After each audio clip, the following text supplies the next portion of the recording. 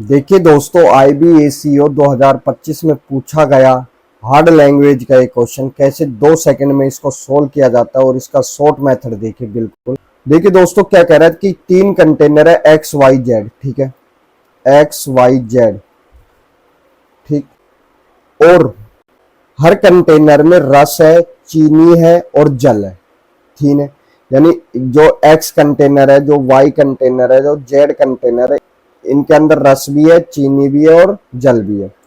प्रत्येक कंटेनर में जो रस है वो तो 5% है, जबकि चीनी 70%, 60% और 50% है, ठीक है, और शेष जल है, ठीक है।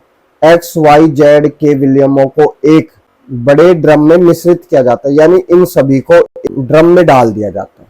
यानी X और Y को एक ड्रम में मिश्रित किया जाता है, ये डाल दिया सभी को, ठीक है। ड्रम में से 10 लीटर विलियम निकालकर एक बाल्टी में डाला जाता है। इसमें से 10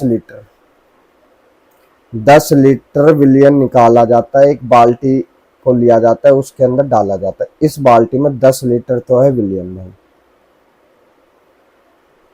जिसमें 2 लीटर जल मिश्रित किया जाता है, यानी ऊपर से 2 लीटर जल भी डाला जाता है, ठीक है। पूछ कर रहा है जो बाल्टी है उसमें चीनी के घोल की परसेंटेज क्या है, ठीक है, ये पूछ रहे हैं मेरे भाई। देखिए, बात करते हैं चीनी की, फालतू बातें नहीं करते।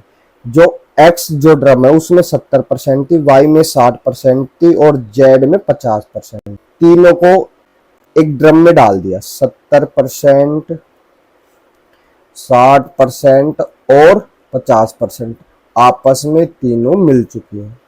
अब इनका औसत क्या होगा? आप कहोगे 70, 60, 130 और 50, 180। 180 में 3 का भाग दिया, भाई 3 ही तो है XYZ, यानी 60% का घोल है। अब इस ड्रम में 60% का घोल है।